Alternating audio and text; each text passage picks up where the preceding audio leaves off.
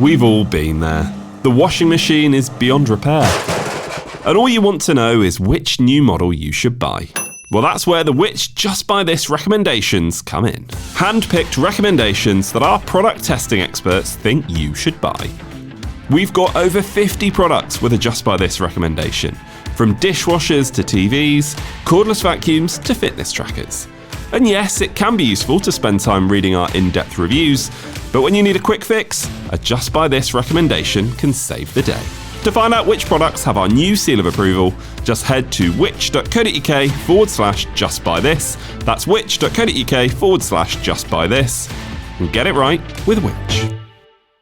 Should you be switching your credit card right now? And if so, do you know exactly which type suits your needs? Welcome to Which Money.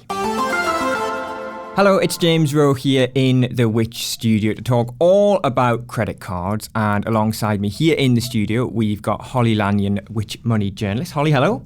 Hi, James. How are you? I'm good, thanks. How are you? Very good, thanks. Thanks for asking. And joining us down the line, we also have Adam French, who is the head of news at Moneyfacts. Adam, welcome back. Thank you very much. Always an absolute pleasure to speak to you, mate. Likewise. Thanks both for coming on. Now, a left field question that I'm going to pitch at you both very quickly. A quick yes or no answer. Holly first, are you a fan of tennis? I was going to say watching or playing, but I realised actually both, yes. Very good. Adam, is it a yes or no to tennis?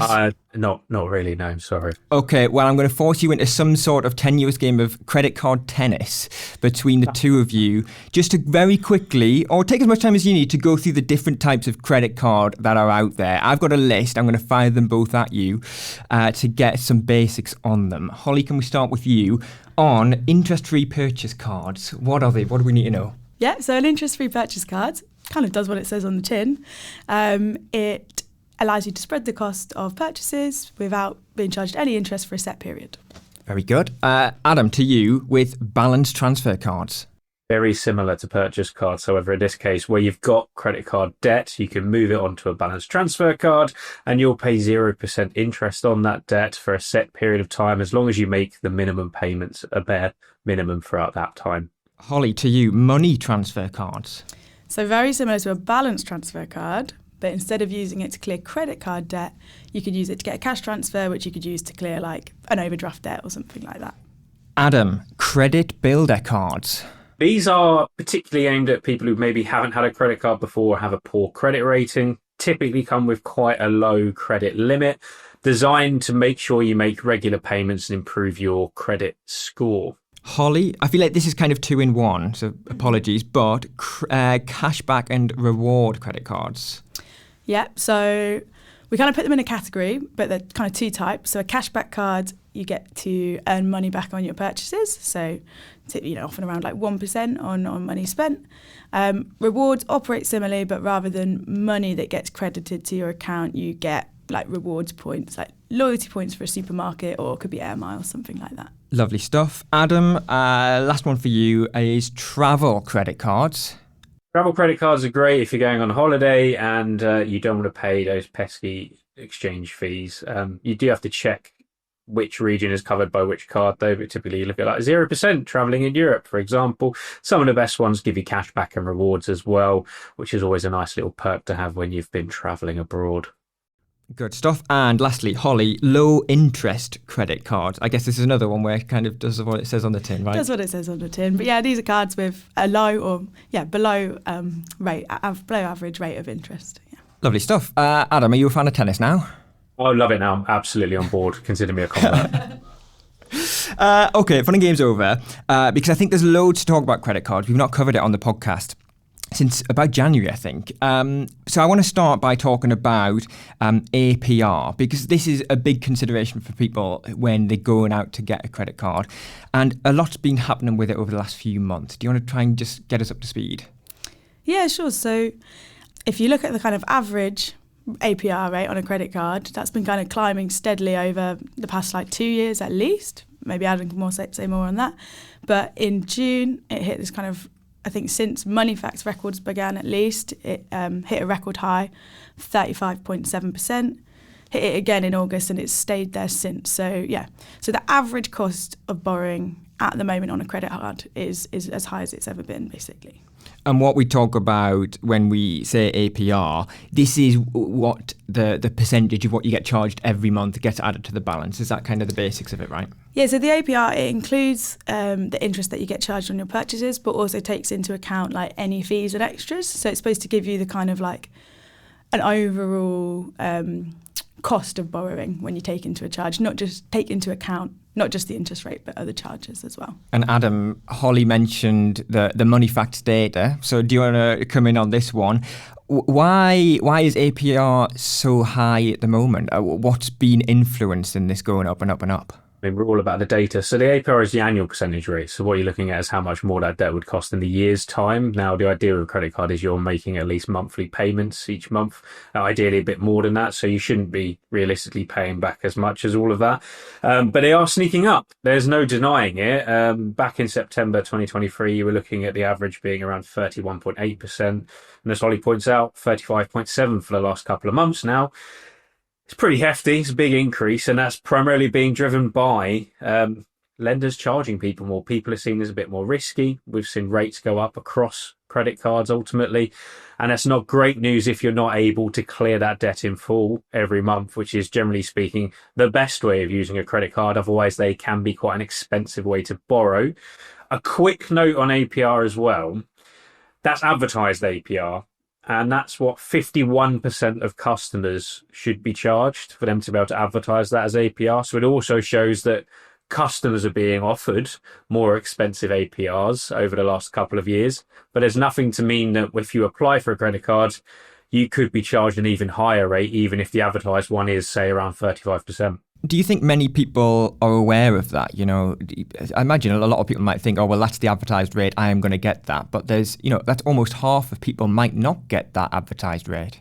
Yeah, I'm surprised, to be honest. This is very anecdotal now, but the amount of people I speak to who are surprised by that and just think they'll be able to get that rate when actually applying for credit products in this country is always bit of a weird experience, because you've got to go through an application journey and a rate is spat out at you at the end of it in a lot of instances, or you go through a eligibility journey and you find out what kind of cards or loans you may qualify for, and then you apply from the shortlist that's generated for you. So when you see these things advertised, the reality for most of us is we're going to get a much more personalized view when we use a comparison site, for example, and figure out exactly what it is we could realistically be getting our hands on.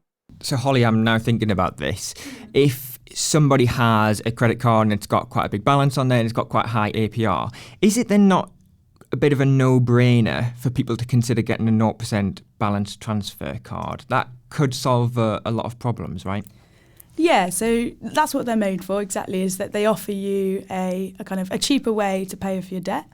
So say if you had about like £2,000 debt on a card with one of these average APRs, so you're getting charged interest at 35.7%. If you could afford to pay like £100 a month towards that, it would take you about 2 years, 4 months to pay it off. And overall, you'd be charged about £850 in interest. At the moment, you can get balance transfer deals of up to 25 months. So if you were eligible for one of those kinds of deals, transfer that £2,000 to that card. Not only are you going to pay off the debt quicker, because all of the money that you pay is going towards the debt itself rather than the interest. So you'd be able to pay at £100 a month, take you about 20 months. You're also going to save yourself all that money on interest, minus a balance transfer fee. So that's typically around 3% of the amount that you transfer.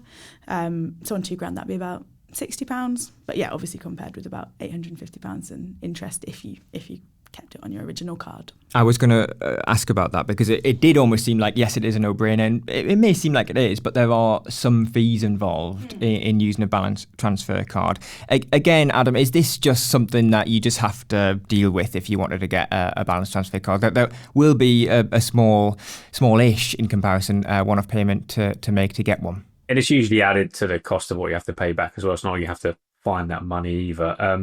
It depends how long you want the balance transfer period to be. So one of the best on the market at the moment, you're looking at sort of 35 months at 0% with a 3.5% fee. There are plenty of cards on the market where you may be looking at more 20 months, for example, balance transfer, which won't charge you a fee. So it's often those longer periods where you're going to be hit by a 3% fee. But if you've got couple of grand on your card and you need the time to pay it off, then that fee is a lot easier to swallow than paying a big APR throughout that time period. So it's generally speaking very worthwhile. One of the downsides to getting a balance transfer card, however, is you generally speaking need a pretty good credit score to qualify for one, particularly one of the longer periods. So if you do have some hefty credit card debt, that often goes hand in hand with maybe not a fantastic credit score as well, particularly if you found yourself struggling with it. There are often some products on the market which maybe target people with less good credit scores, but again, you'll have that shorter time period of which you're going to get that 0% to make those repayments, but there's nothing to stop you potentially applying for another one afterwards, and actually your credit score may have improved. So there are ways of doing it to make sure you can keep these 0% deals running as well. It does seem like the credit card industry has almost made like an open goal for a lot of consumers, haven't they? Where you get charged a really high APR, and they say you've got a good enough credit score, then it is just this no-brainer to go for a balance transfer card. They've created an open goal, but I guess is this another thing about consumers just not acting, on the right kind of advice or the kind of information that's out there? A lot of us are maybe too lazy. It's why people like us exist, James. We're here to educate and inform and entertain, maybe just a little bit. No, you're absolutely right. This is a bit of an open goal in that people aren't taking advantage of them when they could be. But again, because it's that reserve of people with maybe better credit scores, for example, these deals are there for a smaller section of the population, maybe. And again, you have to pay that fee. So there are always some money-making bits around it for banks. Ultimately, they wouldn't be doing it if they didn't make money out of you eventually. And Adam, should we touch a bit more on credit score? Because that is something you touched on there. Because what we're essentially saying is not everybody is going to be accepted for every credit card they apply for. So is there a sensible case for most consumers to be at least trying to find out what their credit score is to give them a bit more of an idea going into that application process? Yes, 100%. Yes, definitely check your credit score before applying for any borrowing or credit product, whether that's a loan, credit card, mortgage, whatever it is. You want to get a good understanding of where you're at, because that'll be an indication of what kind of rate you may be offered, what amount of products you could be entitled to get your hands on. Generally speaking, the higher the number, the better your score. You can check with a few different credit reference agencies. So you can check with Equifax, you can check with Experian, you can check with TransUnion or the companies that work with them to see where your score's at, because there's no way of really knowing which company you apply for is using which credit reference agency. It's all a bit murky. So it's good to get a good look at all three of them. And just to see where your score's at. There may be some simple steps you can take to improve it as well, like getting on the electoral roll, for example, can have a positive impact on your credit score. You may learn that you've got a small overdraft you've forgotten about that needs to be paid off, for example. There are little steps often that could nudge your score up and mean you're going to save a hefty sum of money if you're getting a credit card potentially. So it is well worth checking out. And that way you can go into any sort of comparison journey knowing roughly what kind of products you may get in. Can I just say from personal experience, checking your credit score is vital. I remember I checked mine about a year ago, and I looked at it, I thought, something's not quite right about this, which I imagine for a lot of people, they might look and think, oh, my credit score doesn't look right. Well, I'm a twin. I've got a twin brother, and our credit scores were merged. I had everything of his on there as well. And I thought, oh my goodness, there's so much that, could have impacted me, and I guess vice versa. So that shows the importance of actually checking, right? Oh, yeah. I mean, you'd be surprised how often mistakes can happen as well. So it is something you really do want to keep your eye on. I try to check mine every month or so, really, to see if anything unexpected has appeared. But in part, that's from working in financial journalism for a while and speaking to people whose identity's been stolen, for example. And the only way they ever knew about it was a random phone bill was added to their credit score, and it turned out their identity had been stolen. Now, those are worst case scenarios, but knowing these things happen, I do keep a close eye on it now. But you're absolutely right. It's just another data point to know things are okay with you financially, and pick up problems sooner rather than later. You can deal with them. You were nodding as well, Holly. I imagine. Do you have a horror story about your credit score? Do you agree with it, with everything we're saying here? Well, no, just that one of our colleagues here at Which did an investigation about, just how many credit reports do have mistakes on them. I can't remember the stats off the top of my head, but yeah, definitely well worth checking because it happens more often than you might think. Yeah, I think we did a podcast about this about a year ago, actually. I'll dig it out and I'll pop it in the show notes. I should have been in case study for the exact investigation, exactly. Just one last thing, perhaps, on credit scores. I don't know who's going to be best to answer this, but is there a ballpoint figure for your credit score? It's kind of made up of these three numbers, isn't it, all the way up to about 999. Is there kind of a ballpoint figure where you kind of have an idea about whether you might be accepted for a certain type of credit card, or is it a bit too complex? There are 3 different providers of credit score information in the UK. You've got Experian, Equifax and TransUnion. Hopefully they all use slightly different scales, but they all mean essentially the same thing. But banks and other providers and lenders will provide information to maybe just one of those, maybe to 2 of them, maybe to all 3 of them. And when you do a comparison journey, maybe it'll use one of your scores, maybe it use 2 or all 3. So there's a degree of opaqueness around it. So it is always worth checking all 3 scores. Experian, you're looking for a score sort of above 880 or so would be a good score. And then the top end of the 900s is an excellent score, which basically means you could get lots of different things. Equifax, you're looking at a score of above sort of 530 to about 800 is considered good. 800 to 1,000 is considered excellent. And then TransUnion, the numbers only go up to 710. So you're looking at sort of 600, lower end of 600 is good. Upper ends of 600 to 700 is excellent.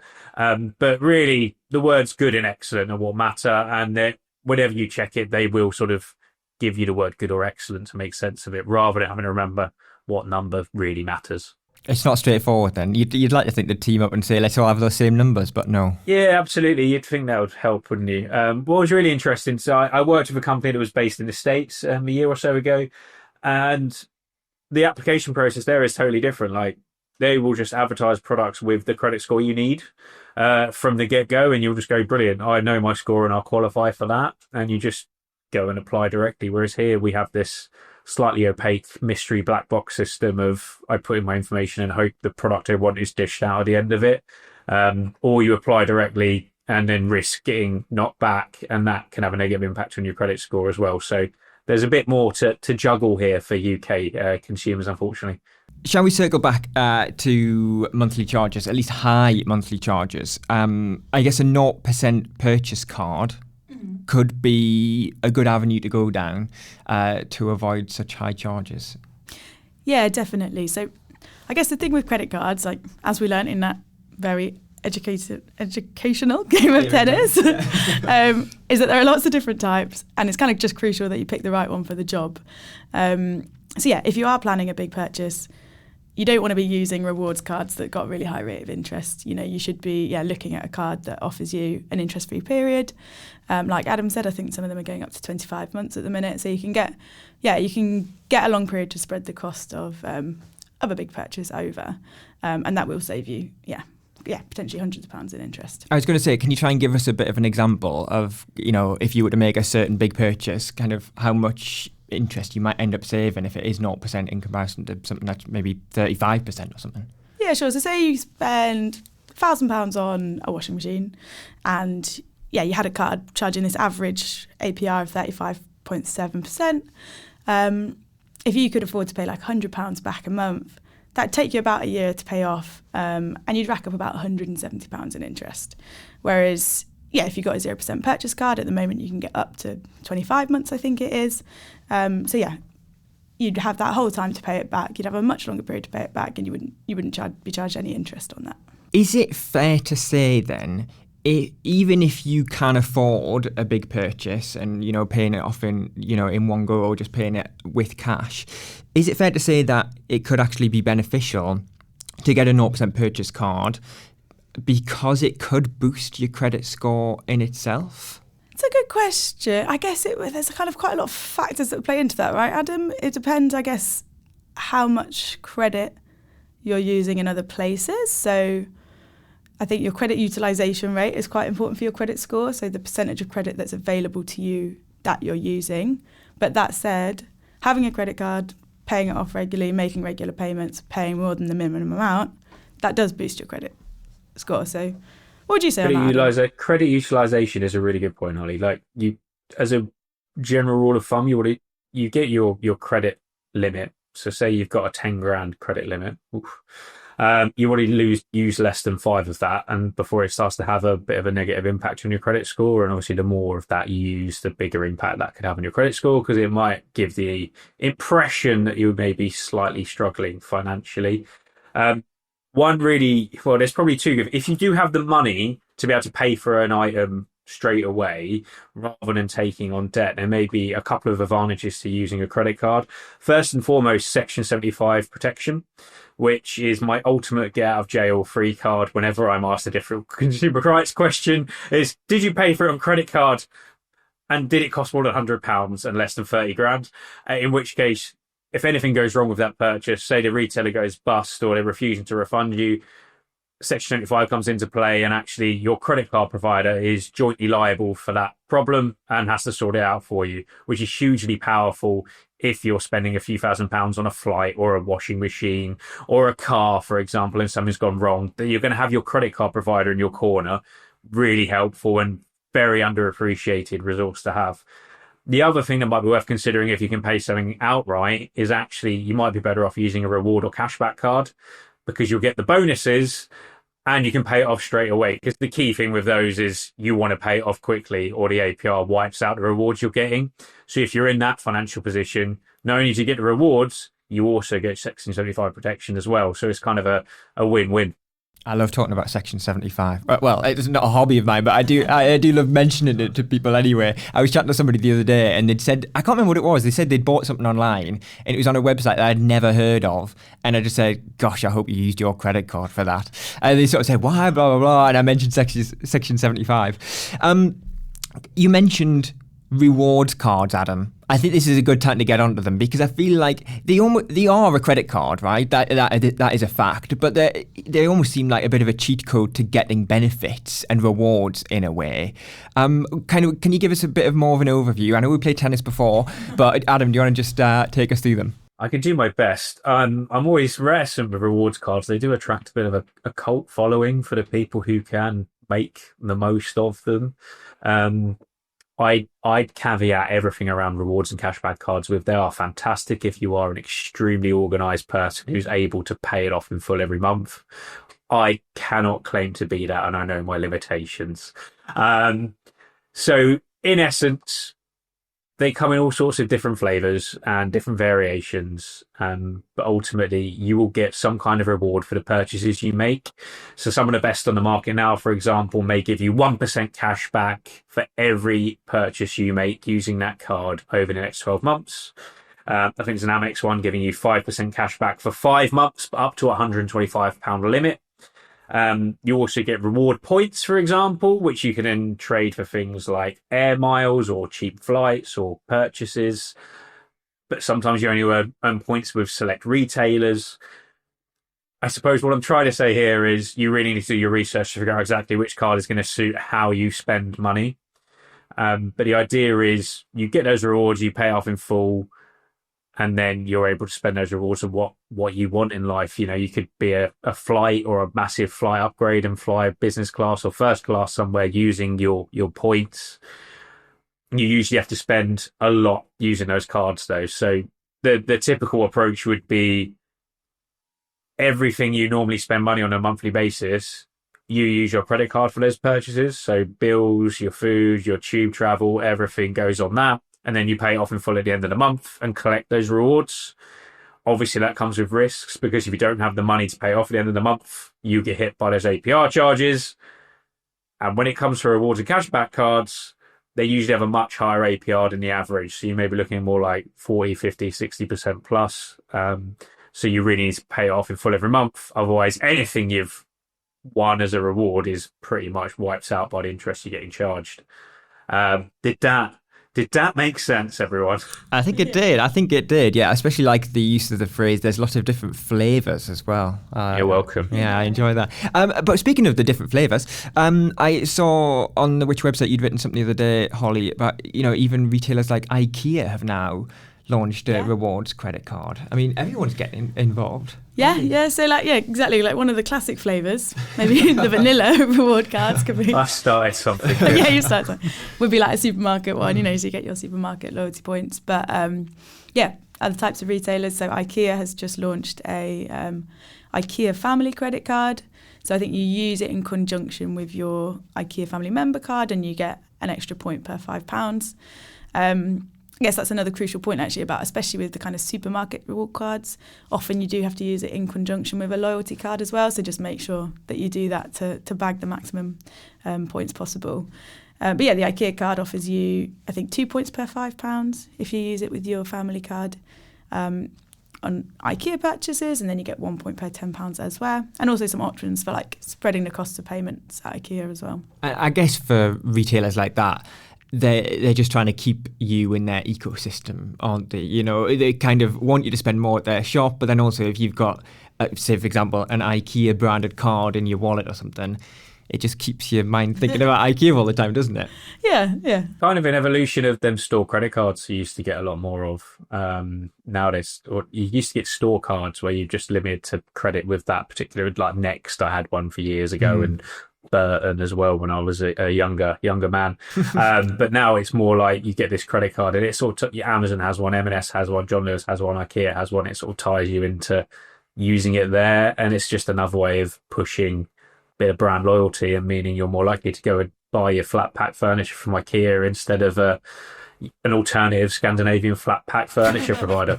I was going to say, I can't imagine that's a long list. Is it? But we should be aware of those, astronomically high APRs, shouldn't we? Do you want to just reiterate that? Because I think for a lot of people, perhaps they sort of, even if they zoned out when you mentioned those high APRs and just sort of want to latch on to the benefit and the reward side, that could be a very slippery slope, couldn't it? If you want on top of your game and you forget to make that monthly purchase and those fees start to add up really, really high, don't they?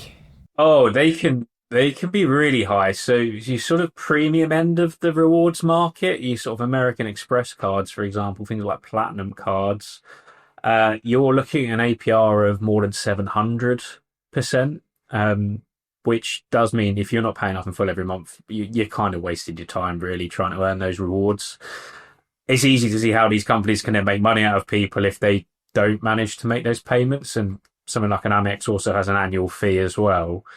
So it is something you very much have to keep an eye on, which is why I always say with rewards cards, if you're organised enough, diligent enough, and have savings to be able to make sure you can cover any shortfall, they can be a fantastic way of turning your everyday spending into a much more rewarding experience. And actually to treat yourself, right, is things like you having to pay the bills anyway, you're having to commute anyway, you might as well get something back out of it. But it is just if you're organised enough to do that. And when we talked about the average rate of APRs going up a little bit earlier on, are some of these cards with these astronomically high fees, are they driving up the average? Does the average not paint a fair enough picture, or is it leveled out by all the other cards that are relatively lower? It's leveled out to an extent, and also these fees have always been this high anyway for this particular small subset of products. There aren't like a huge amount of rewards cards out there, and actually a lot of them do charge lower APRs than that. But the average, I mean, you do compare, for example, an average mortgage rate, for example, where there are thousands of products on the market, there are hundreds of credit cards rather than thousands. So they do have a slightly bigger impact. But ultimately, that's the nature of averages.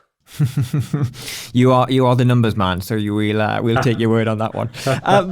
Shall we wrap up? Well, before we do actually wrap up, shall we just go over any more considerations? So for people who've listened to this, who are kind of now across credit cards and now have a bit more of an idea about which one might suit their needs, do you want to just reiterate a point, or if there's something that hasn't come up yet, do you want to just try and hammer something home? What do you want to sort of leave everybody with this one? Maybe this is actually just more a follow-on to what Adam was saying, but I would just say for anyone who has gotten in trouble with, got debt with racking up really high interest and starting to feel out of control of it, just to make that point that really you should speak to your provider, they should help you, and if not as well, there are loads of great independent debt advice charities in the UK that can help you. So yeah, just in an instance if things you felt like they've gotten out of control, really, really important to ask for help. But that first point of contact should be the provider, so they know at the very first instance. Yeah. And they should be able to help you. They should help you make a plan to get back on track. Adam, what do you want to wrap up with? I think Holly made a really good point that these cards are great as long as you use the right card for the right reason. There are so many different sort of variations within it. But ultimately, if you just want to borrow money, credit cards are a very expensive way of doing that, and they're usually cheaper alternatives. For example, the average sort of APR on a loan, you're looking at more like 8 to 11%, for example. So if you are looking to borrow money for a specific purchase or purpose, then a credit card may not always be the best option for you. So it's important considering a full range of financial products that could actually suit what you need a lot better, particularly if you can't qualify for a 0% period, for example.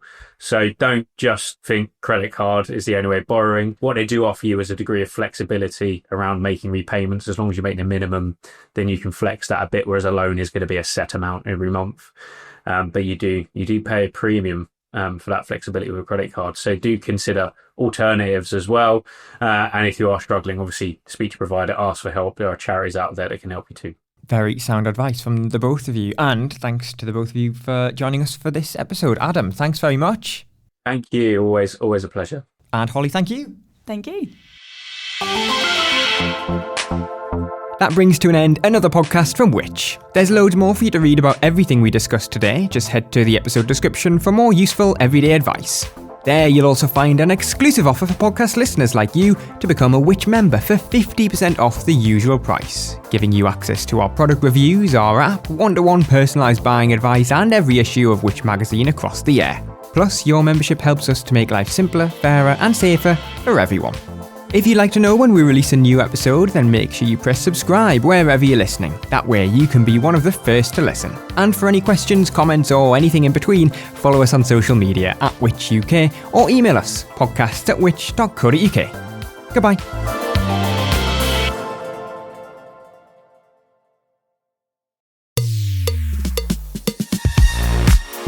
If you're enjoying this podcast from us here at Which, then why not become a Which member? Right now, we've got a special offer, especially for podcast listeners, meaning you can choose any of our 3 membership tiers for 50% off the usual price. Starting at just £39.50 for a full year, you can get Which magazine delivered direct to your door.